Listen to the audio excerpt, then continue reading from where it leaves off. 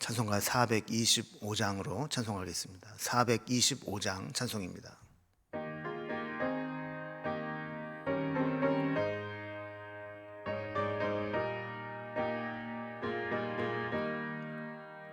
주님의 뜻을 이루소서.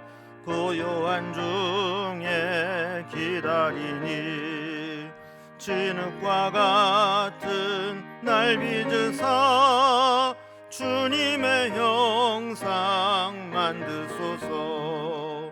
주님의 뜻을 이루소서. 주님 발 앞에 엎드리니 나의 맘속을 살피시사 눈보다 이게 하옵소서. 주님의 뜻을 이루소서.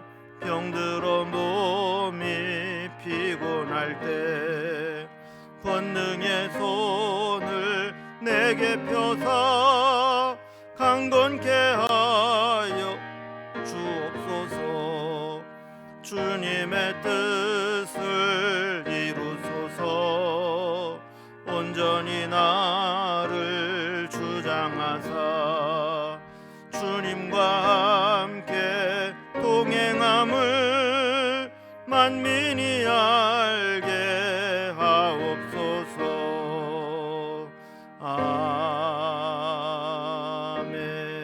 아멘.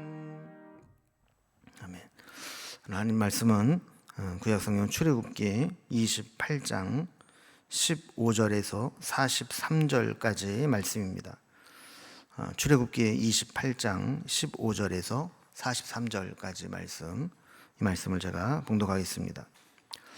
너는 판결 흉패를 에봇 짜는 방법으로 금실과 청색, 자색, 홍색 실과 가늘게 꼰 배실로 정교하게 짜서 만들되 길이와 너비가 한 뼘씩 두 겹으로 네모 반듯하게 하고 그것에 네 줄로 보석을 물리되 첫 줄은 홍보석, 황옥, 녹주옥이요 둘째 줄은 석류석, 남보석, 홍만호요 셋째 줄은 호박, 백만호, 자수정이요 넷째 줄은 녹보석, 호만호, 벽옥으로서 다 금태에 물릴지니 이 보석들은 이스라엘 아들들의 이름대로 12이라. 보석마다 12지파의 한 이름씩 도장을 새기는 법으로 새기고 순금으로 노끈처럼 따은 사슬을 흉패 위에 붙이고 또 금고리 둘을 만들어 흉패 위 곧 흉패 두 끝에 그 두 고리를 달고 따은 두 금 사슬로 흉패 두 끝 두 고리에 꿰어 매고 두 따은 사슬의 다른 두 끝을 에봇 앞 두 어깨의 바지에 금태에 매고 또 금고리 둘을 만들어 흉패 아래 양쪽 가 안쪽 곧 에봇에 닿은 곳에 달고 또 금고리 둘을 만들어 에봇 앞 두 어깨 바지 아래에 매는 자리 가운데 쪽 곧 정교하게 짠 띠 위쪽에 달고 청색 끈으로 흉패 고리와 에봇 고리에 꿰어 흉패로 정교하게 짠 에봇 띠 위에 붙여 떨어지지 않게 하라. 아론이 성소에 들어간 때에는 이스라엘 아들들의 이름을 기록한 이 판결 흉패를 가슴에 붙여 여호와 앞에 영원한 기념을 삼을 것이니라. 너는 우림과 둠밈을 판결 흉패 안에 넣어 아론이 여호와 앞에 들어갈 때에 그의 가슴에 붙이게 하라. 아론은 여호와 앞에서 이스라엘 자손의 흉패를 항상 그의 가슴에 붙일지니라. 너는 에봇 받침 겉옷을 전부 청색으로 하되 두 어깨 사이에 머리 들어갈 구멍을 내고 그 주위에 갑옷 깃같이 깃을 짜서 찢어지지 않게 하고 그 옷 가장자리로 돌아가며 청색, 자색, 홍색 실로 석류를 수놓고 금방울을 간격을 두어 달되 그 옷 가장자리로 돌아가며 한 금방울 한 석류, 한 금방울 한 석류가 있게 하라. 아론이 입고 여호와를 섬기러 성소에 들어갈 때와 성소에서 나올 때 그 소리가 들릴 것이라. 그리하면 그가 죽지 아니하리라.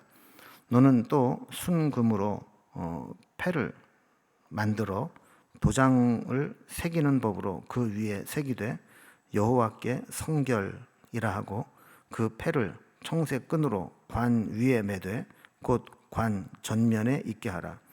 이 패를 아론의 이마에 두어 그가 이스라엘 자손이 거룩하게 드리는 성물과 관련된 죄책을 담당하게 하라. 그 패가 아론의 이마에 늘 있으므로 그 성물을 여호와께서 받으시게 되리라. 너는 가는 배의 실로 반포 속옷을 짜고 가는 배의 실로 관을 만들고 띠를 수놓아 만들지니라.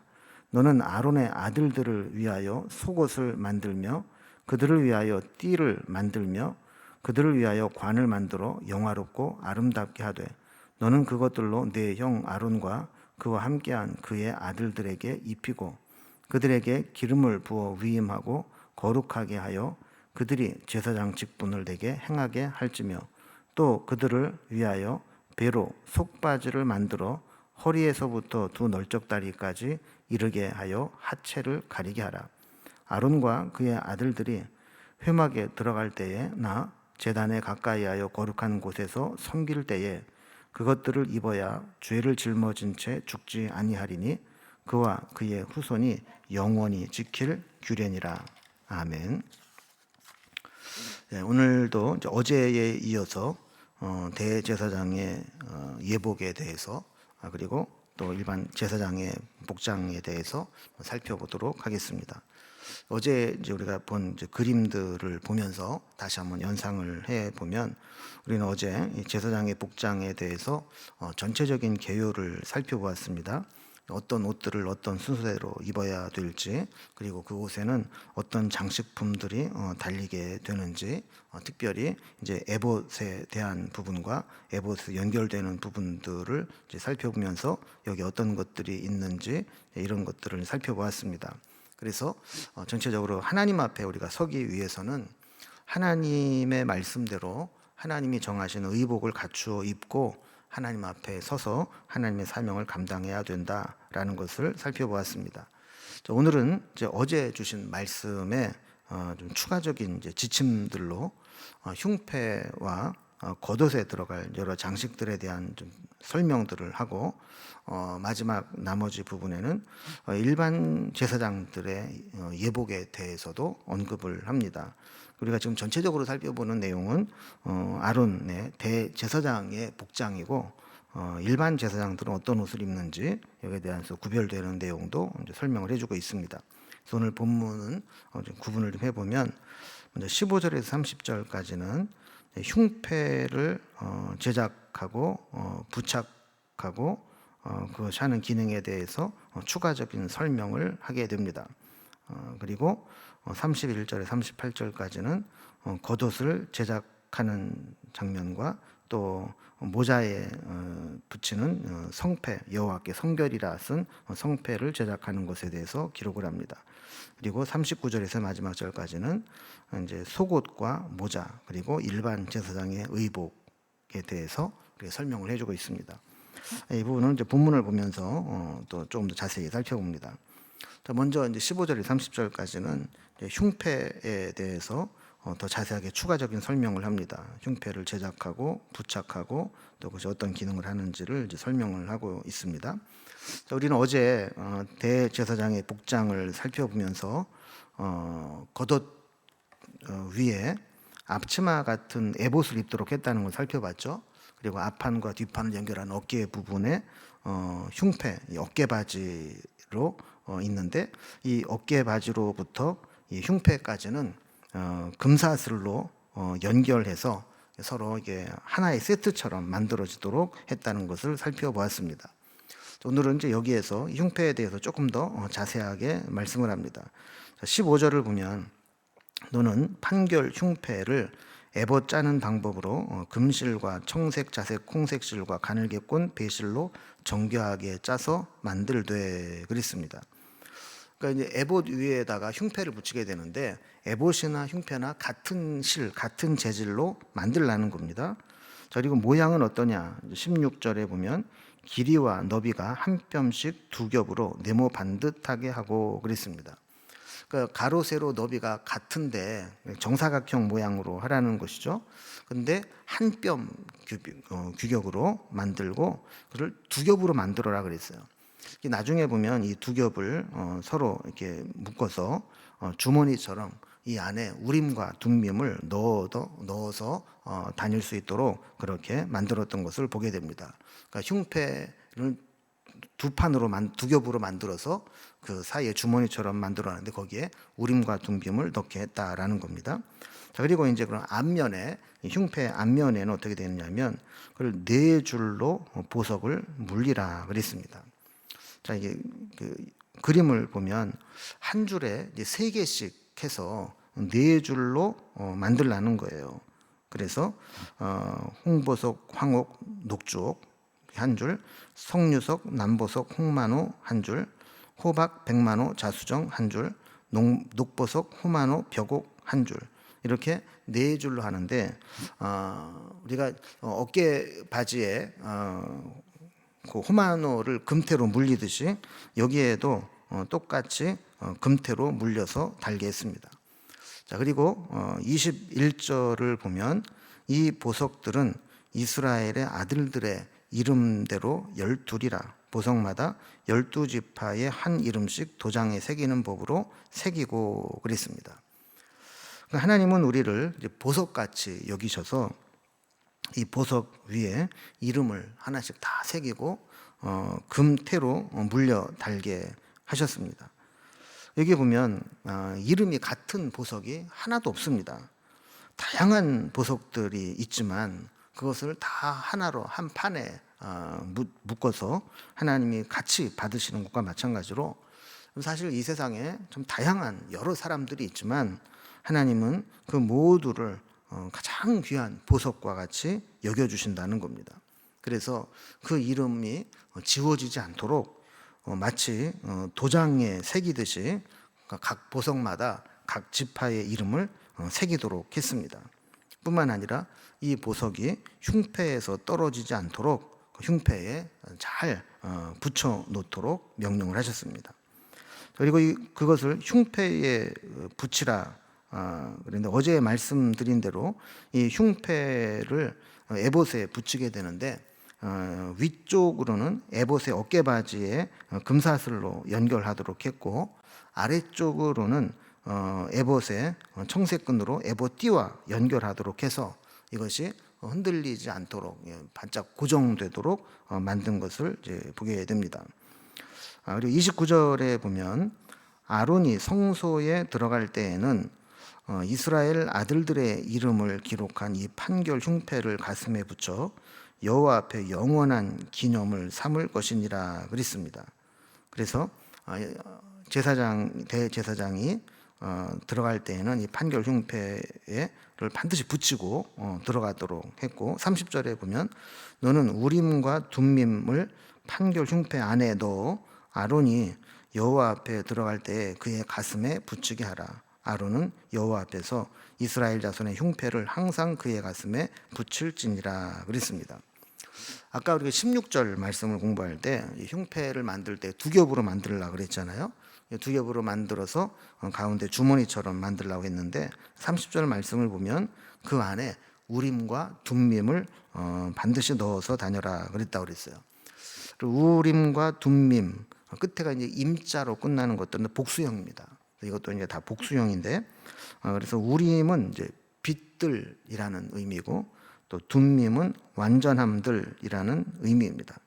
그래서 우림과 둠밈은 사진을 보면 돌처럼 돼 있어서 흰색 돌 우림과 검은색 돌 둠밈을 항상 이제 판결 흉패 속에 넣어가지고 다니면서 하나님의 뜻을 묻고 하나님의 뜻을 판결하는 데 썼어요. 그래서 이 흉패를 특별히 판결 흉패라 부르는 이유가 그 속에 이렇게 우림과 둠밈을 넣어서 하나님의 뜻을 물을 때 하나님의 판결을 기다릴 때 그것을 뽑아서 하나님의 뜻을 분별하도록 했기 때문에 그렇습니다. 그러니까 우리가 어떤 일을 우리가 임으로 결정하기가 참 어려운 상황 가운데 있을 때 하나님의 뜻을 묻기 위해서 이렇게 어느 것을 뽑냐에 따라 하나님은 분별하도록 하는 것, 우림과 둠밈을 바로 이 판결 흉패 속에 넣고 다니고 필요할 때 사용했다라는 것입니다. 자, 두 번째로 이제 31절부터 보면 에봇 받침 겉옷에 대해서 말씀을 하고, 또 뒷부분에는 이 머리에 띄는 이제 그 금 성패에 대한 얘기가 나옵니다. 자, 에봇 받침 겉옷은 에봇 속에 받쳐 입는 겉옷을 의미하는데, 어제 본 그림처럼 이게 청색으로 되어 있습니다. 그래서 31절에 보면 너는 에봇 받침 겉옷을 전부 청색으로 하되 그랬어요. 그러니까 속옷 받침으로 입는 이 옷은 다 청색으로 되어 있다는 것이죠.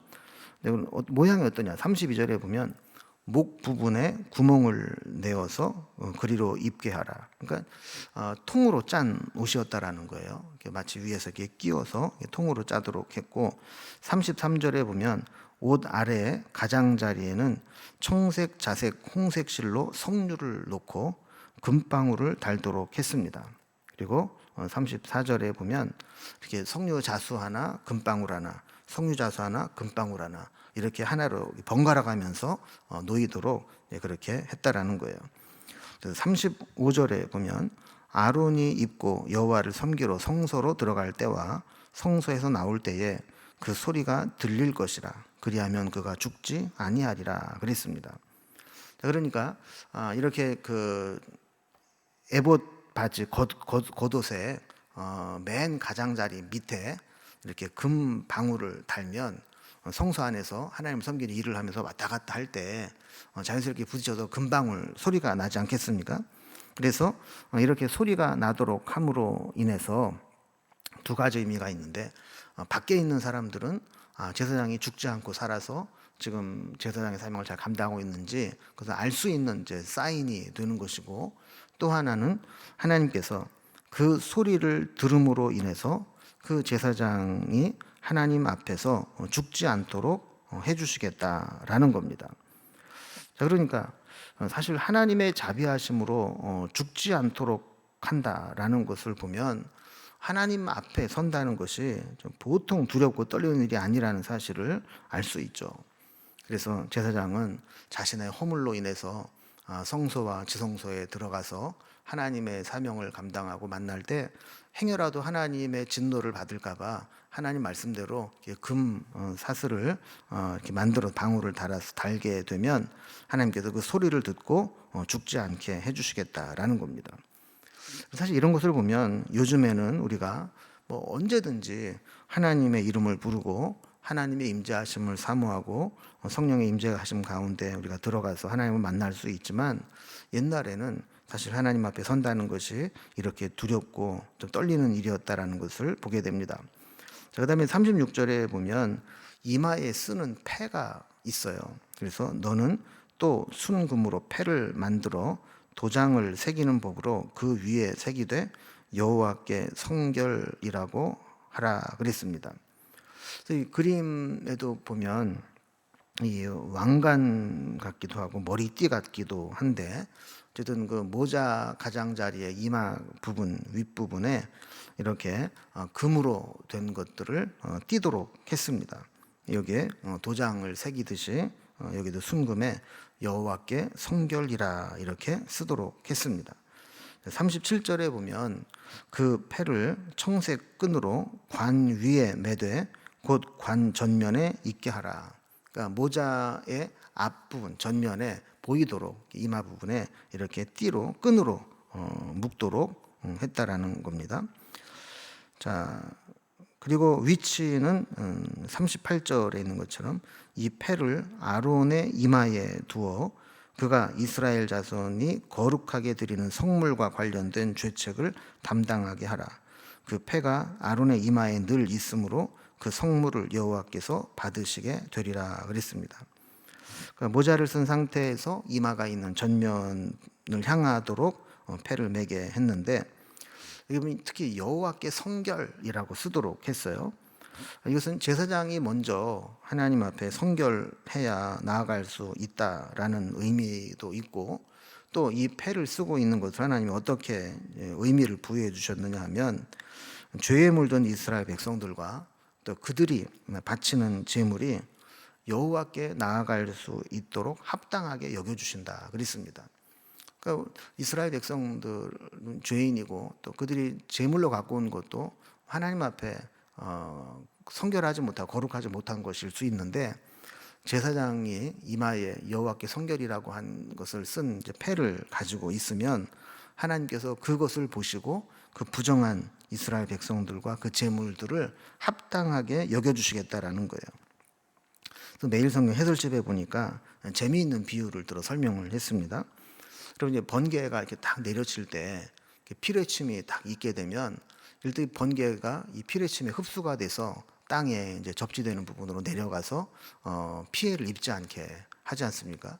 마찬가지로 이 여호와께 성결이라고 쓴 이 패는 하나님 앞에 설 때 이스라엘 백성들과 그 제물의 부정함으로 인해서 하나님의 진노가 내려오는 것을, 그것을 다 그 패가 막아주는 역할을 하는 것과 같다, 이렇게 이제 설명을 했어요. 그래서 성결하지 못한 죄인과 그 제물에 대한 하나님의 진노가 이 패를 통해서 하나님이 나타나지 않도록 하시겠다, 이렇게 약속을 해 주셨다는 겁니다. 그래서 여호와께 성결, 이것을 이제 패로 쓰도록 했고, 마지막에 보면 이제 속옷과 모자 그리고 또 일반 제사장의 의복에 대한 구분이 나오게 됩니다. 자, 먼저 이제 속옷과 모자를 봅니다. 39절에 보면 너는 가는 배실로 반포 속옷을 짜고 가는 배실로 관을 띠고 띠를 수놓아 만들지니라 그랬습니다. 이걸 보면 하나님께서는 우리가 보이지 않는 속옷이나 머리까지도 하나님이 정해주신 옷으로 입고 모자로 쓰도록 하신 것을 보게 됩니다.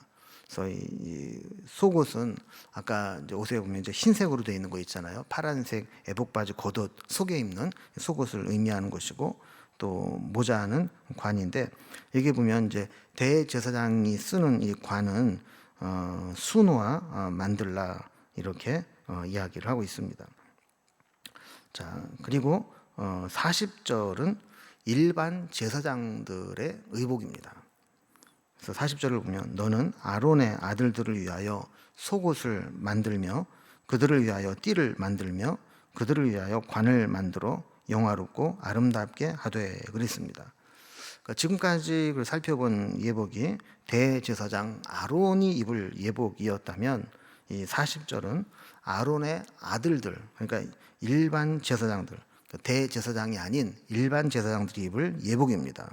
이걸 보면 속옷을 만들고 그것을 위해서 띠를 띠고 관을 만들어 쓰게 했다 그래요. 대제사장의 관 모자와 다른 것은, 대제사장의 모자는 이제 수를 놓았고 여기에는 수가 없이 그냥 모자로 되어 있습니다. 그래서 에봇이나 에봇 받침 겉옷이나 흉패 같은 것들이 없이 간단하게 입고 그 직무를 수행했던 것 같습니다. 그래서 일반 제사장과 대제사장의 복장을 이제 그림으로 보면 분명히 차이가 나는 것을 보게 되죠. 뒤에 있는 그림이 일반 제사장의 복장인데, 모자에도 수 없이 그냥 흰색으로 되어 있고 그냥 속옷 같은 것을 입고 거기에 띠를 띈 것이 제사장의 복장의 전부입니다. 여기 비해서 앞부분에 있는 모습을 보면 모자에도 이렇게 수를 놓았고 이마에는 금패 여호와께 성결이라고 되어 있는 그 패도 있고, 또 에봇 바지 겉옷 청색으로 되어 있는 그 부분, 그리고 밑에 수가 놓여 있고 또 금방울이 달려 있는, 그리고 그 위에 에봇, 그리고 어깨 바지, 그리고 흉패, 또 흉패 에봇 띠, 이런 것들이 이제 일반 제사장의 복장에는 없는 것들이 여기 달려져 있는 것이죠. 자, 그리고 이제 41절에 보면, 자, 이렇게 이제 제사장과 대제사장의 복장에 대해서 아론에게 알리고 아론과 그의 아들들에게 기름을 부어 위임하여 제사장의 직분을 수행하게 합니다. 어제도 말씀드린 것처럼 이제 29장에 보면 이제 제사장의 위임식이 있게 되는데, 이때 이제 이렇게 미리 필요한 옷을 준비하게 해놓은 것이죠. 자, 그리고 이제 추가로 속바지에 대한 이제 이야기도 합니다. 42절에 보면 또 그들을 위하여 배로 속바지를 만들어 허리에서부터 두 널쩍다리에 이르게 하여 하체를 가리게 하라 그랬습니다.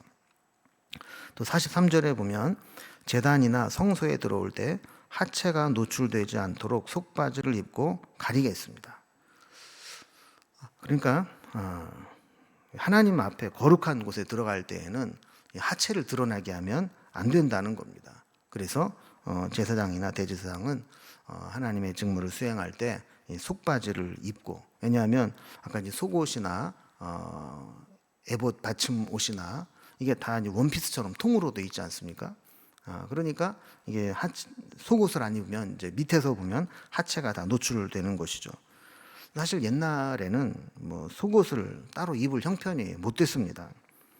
그래서 이제 다윗도 법궤가 다시 돌아오게 될 때 너무 기뻐서 막 춤을 추는데, 미갈이 이제 다윗을 비난했던 이유가 뭐냐면, 이렇게 통으로 된 원피스를 입고 막 격렬하게 춤을 추다 보니까 여종들 앞에서 하체가 드러났기 때문이라는 거예요.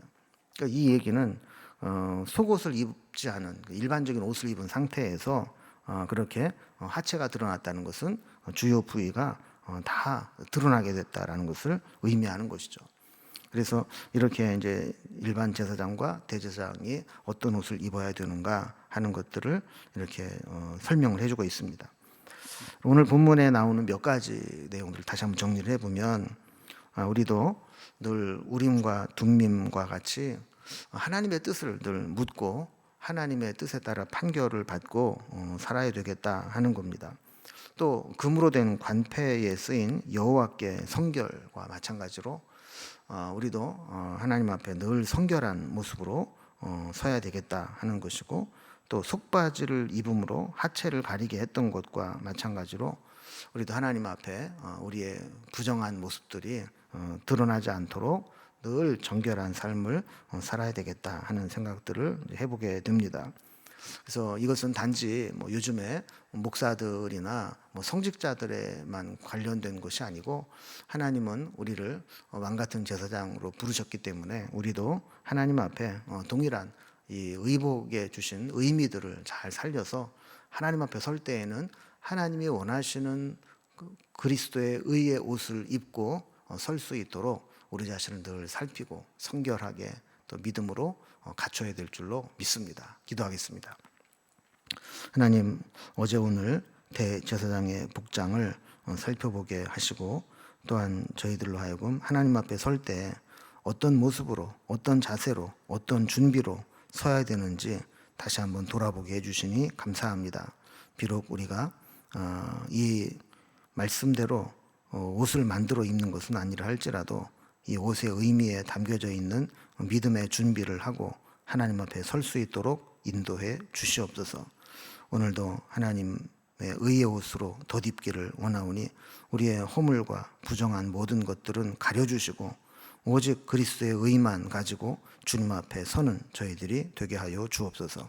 오늘도 십자가의 의를 붙잡고 기도의 자리로 나아가오니 우리의 마음의 소원과 기도의 제목을 아시는 하나님께서 가장 선하고 좋은 것으로 응답하여 주옵소서. 예수님의 이름으로 기도드리옵나이다. 아멘. 각자의 기도 제목들로 자유롭게 기도하시겠습니다.